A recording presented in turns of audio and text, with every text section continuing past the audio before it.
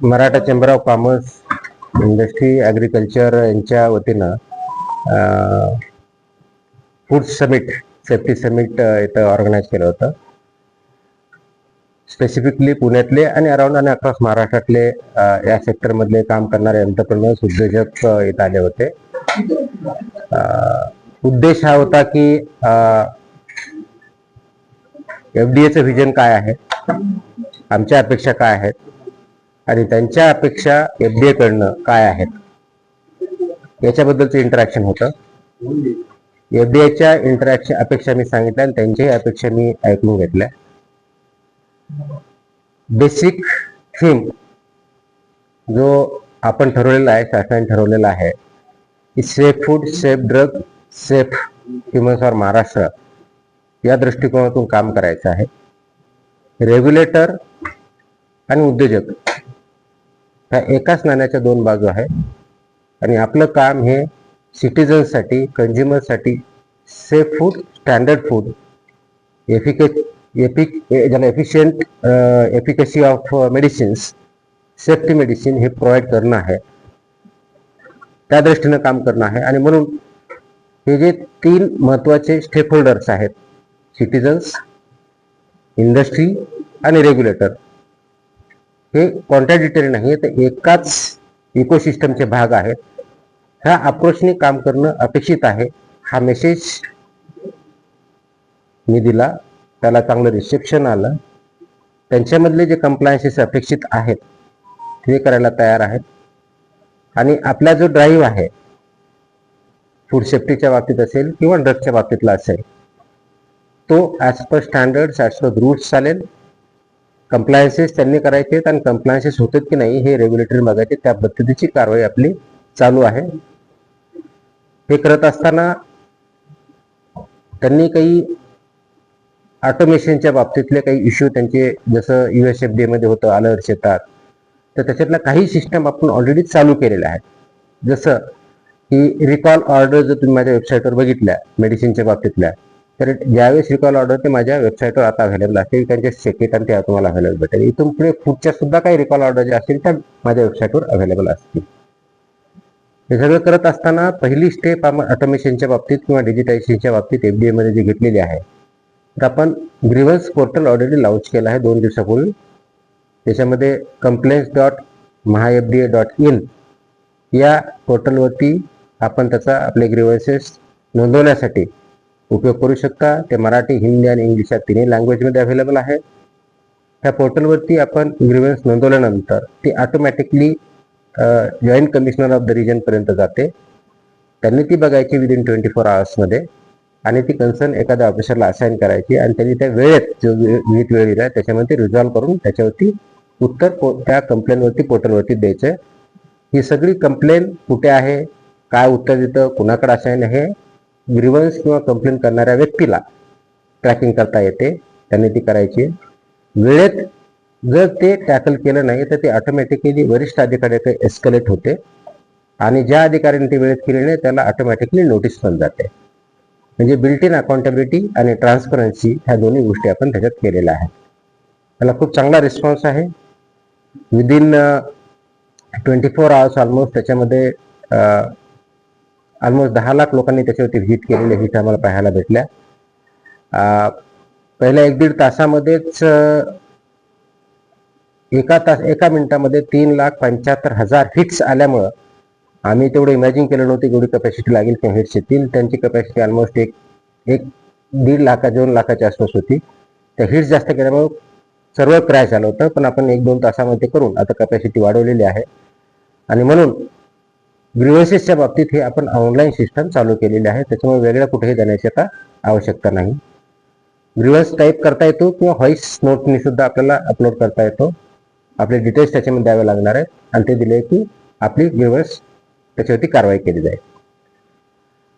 त्याचबरोबर आपण पुढच्या काही काळामध्ये एफडीए मध्ये ऑटोमेशन घेणार आहोत. तो विषय तर इंडस्ट्रीने काही रेज केला की आम्हाला जे काही अलर्ट्स असतील ते आपल्या पोर्टलवरतीच बघता येईल. तसं आपण इंटिग्रेटेड पोर्टल म्हणजे आपल्या आत्ताचे सर्व्हिसेस जे आहेत लायसन्सिंग त्या पूर्ण ऑनलाईन आहेत. फूडच्या बाबतीत फॉस्कास्टवरती आहेत, ड्रगच्या बाबतीत आपली एक्सेलेंट पोर्टल आहे त्याच्यावरती आहे. परंतु ते लायसन्सिंगच्या बाबतीत आहे. पण इथून पुढच्या सगळ्या गोष्टी ऑटोमेशन कशा करतात याचा प्लॅन आमच्या लेवलला चालू आहे आणि पुढील काही 6 महिने ते 1 वर्षाच्या काळात ते पण पूर्ण ऑटोमेशन करण्याचा आमचा प्रयत्न आहे. त्याचाच पार्ट एक जे ब्लॉकचेनचा विषय आहे त्याबद्दलचे त्याच्यामध्ये कॉम्पोनंट आहे. ब्लॉकचेन टेक्नॉलॉजी तुम्हाला माहिती आहे, याच्यामध्ये एखादा इंडस्ट्रियलिस्ट आहे, लायसन्स दिलं, त्यांना कधी नोटीस दिली, त्याचं कधी लायसन्स सस्पेंड केलं, त्यांचं कधी अनसेफ फूड आलं, हे रेकॉर्ड त्यांच्या त्या लायसन्सच्या नावावर आपल्याला कायमस्वरूपी दिसणार आहे.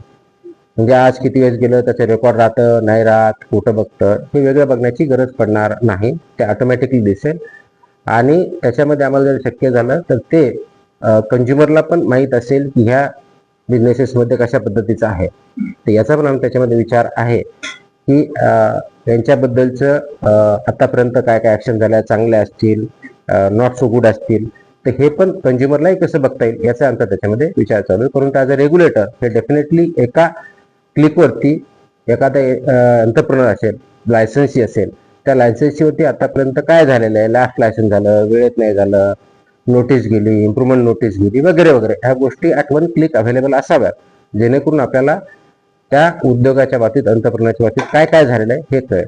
हा त्या ब्लॉकचेनच्या पाठीमागचा कन्सेप्ट आहे.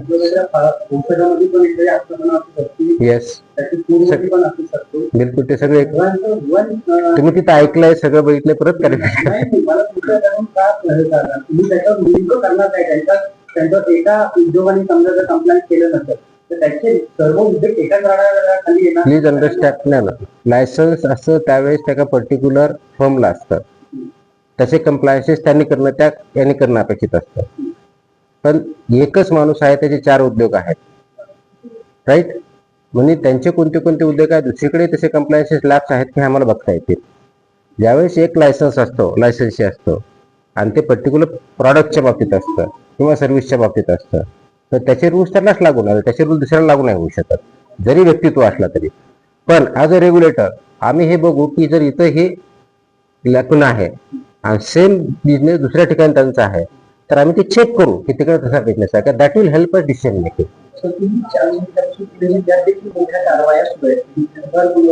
10 केलेले आहेत जिल्ह्यात सगळ्या कारवाया झाल्या आहेत. तुमच्याकडे डेटा आहे ना? असं फक्त नाही, आता माझ्याकडे तुम्हाला नावाशी नाही सांगता येणार, पण हे अक्रॉस महाराष्ट्र आपले आहेत. पर्टिक्युलरली आपण काही ऑर्डर्स काढलेले आहेत.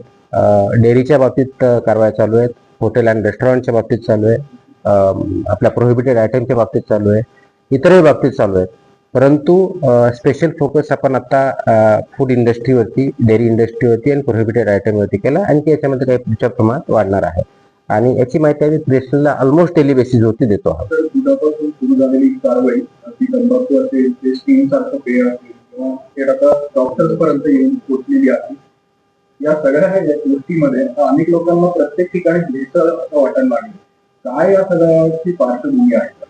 नाही, भेसळ ह्या दृष्टिकोनातून बघायचं नाही. आय थिंक नागरिकांना माझं ते आव्हान आहे. मी आता इथं माझ्या ओपनिंग रिमार्क्स मध्ये बोलण्यामध्ये बोललो की आपण हा जो भेसळ युक्त पदार्थ किंवा भेसळ आहे त्यासाठी FDA आहे हा कन्सेप्ट डोक्यातून काढून टाका. प्रथमतः नागरिकांनी काढावा, मीडियानी काढावा, इंडस्ट्रियलिस्टनी काढावा. कारण ओरिजिनल जो ऍक्ट होता फूडच्या बाबतीत होता prevention of food adulteration act 1954, म्हणजे भेसळ थांबवण्यासाठीचा ऍक्ट होता. That was change in 2006. 2006 मध्ये चेंज झाला आणि त्याच्यानं food safety and standards act आला 2006 मध्ये. त्याचं इम्प्लिमेंटेशन 2011 पासून सुरू झालं. हा 360 डिग्री चेंज आहे, prevention of food adulteration to food safety and standards. त्याच्यामुळे हा बदल फक्त पेपरवरचा न राहता तो आपल्या आयुष्यात बदल आहे हे लक्षात घ्या. म्हणून आपण एखाद्या पदार्थाकडे किंवा वस्तूकडे बघताना ती अडल्टरेशन आहे की नाही एवढं न बघता ती स्टँडर्ड प्रमाणे आहे की नाही हे बघायला शिकलं पाहिजे. कारण स्टँडर्डच्या आधारे सेफ्टी आहे. स्टँडर्ड जर असेल तर ऑफकोर्स ती चांगली आहे. आणि म्हणून ते कोणते स्टँडर्ड्स आहेत ते फसाने ठरवलेले आहेत. आतापर्यंत त्याच्यामध्ये फूड सेक्टरमध्ये 22 प्रकारचे स्टँडर्ड्स आहेत वेगवेगळ्या पद्धतीने. त्या स्टँडर्ड प्रमाणे ते प्रॉडक्ट असावा, ते मार्केटमध्ये यावे आणि ते कंझ्युमरला त्या स्टँडर्ड प्रमाणे भेटावे, हा त्याच्या पाठीमागचा उद्देश आहे. हे कंप्लायन्सेस उद्योगाने करायचे आणि ॲज अ रेग्युलेटर म्हणून ते कंप्लायन्स करताय की नाही हे FDA ने बघायचं. ह्या सगळ्याचा ओव्हरऑल उद्देश हा नागरिकांच्या हेल्थ याच्याशी संबंधित आहे. म्हणून सेफ्टी आणि health of people is of importance हा त्याच्यातला इश्यू आहे. आणि म्हणून हे सगळं करताना आपली हेल्थ चांगली राहायची असेल तर आपण ज्या गोष्टी खातो, पितो, औषध घेतो ह्या स्टँडर्ड प्रमाणच्या आहेत का, सेफ आहेत का, हायजिनिक आहेत का, हे बघणं गरजेचं आहे. त्याच्यामुळं फक्त एक्सपायरी डेट कधी आणि किती किंमत आहे एवढ्या पुरतं बघणं न थांबता त्याचे इन्ग्रेडियंट काय आहेत आणि ते स्टँडर्ड प्रमाणे आहेत की नाही याच्यावरती फोकस होणं गरजेचं आहे. तो अप्रोच चेंज होणं गरजेचं आहे. फक्त भेसळ आहे अशा दृष्टिकोनातून न बघता ते स्टँडर्ड आहे का, सेफ आहे का आणि तुमच्यासाठी ते योग्य आहे का हे जर बघितलं तर खूप चेंज होईल. आणि त्या दृष्टीने ती आपली मानसिकता ऍज अ कंझ्युमर म्हणून आपली बदलण्याची गरज आहे. ऍज अ इंडस्ट्री म्हणून त्यांनी कंप्लायन्सच्या दृष्टिकोनातून बदलणं गरजेचं आहे आणि ऍज अ रेग्युलेटर म्हणून आम्ही त्या दृष्टीने बघणं गरजेचं आहे. अनेक जिल्ह्यातल्या अनेक आस्थापनांकडे लायसन्स देखील नाहीये. विना परवाना इतके दिवस झालं तो सगळा बिझनेस चालू आहे. ज्यांच्याकडे आहे त्यांनी रिन्युएट नाही केले. तुम्ही ते पण बघताय आता सगळं. या सगळ्या लोकांना काय सांगाल तर ज्यांना काही आम्ही याच्यामध्ये ऑर्डर्स आपल्या स्टँडर्ड आहेत. लायसन्स नसेल तर 10 लाख रुपयाचा दंड आहे. विदाऊट लायसन्स जर तुम्ही बिझनेस करत असाल. आतापर्यंत आम्ही तेवढा दंड लावत नव्हतो, कमी मध्ये भागून नेत होतो. इथून पुढे ते कमी मध्ये चालणार नाही. माझ्या अधिकाऱ्यांना सांगितलंय किती छोटा असेल असं वाटत जरी असेल तर 10 लाख लिमिट आहे तर 10 लाख लावू द्या. सो दॅट अनलायसन्स किंवा अनरजिस्टर्ड उद्योग कुणी करू नये हा त्याच्या पाठिंब्याचा उद्देश आहे. आणि जेणेकरून लायसन्स घ्या, रजिस्ट्रेशन घ्या, ऑनलाईन आहे, लवकर भेटतं, ती काही अडचण नाहीये. आणि आपण नियमानुसार स्टँडर्डनुसार काम करा. तर हे केलं तर तुमचाही उद्योग व्यवस्थित चालेल आणि नागरिकांना व्यवस्थित फूड भेटेल. एका वेळेस सॉरी तक्रारी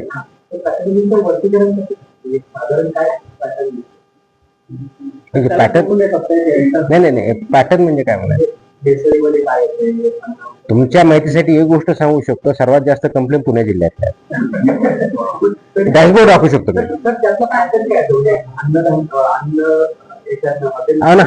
अनहायजेनिक फूड ह्या सर्वात जास्त कॅटेगरी. आणि मानवी आरोग्य धोकादायक ठरणाऱ्या कुठं आढळल्या आहेत का? त्याचे आपले सॅम्पल येतात, सगळे होतं. त्यात आपण डिस्क्लोज करतो. जे अनसेफ असतो तर रिकॉल करतो. अनसेफ साठी त्याचं लायसन्स सस्पेंड करून पुढची कारवाई करतो. आपलं चालू आणि ती माहिती आम्ही प्रेसला देतो.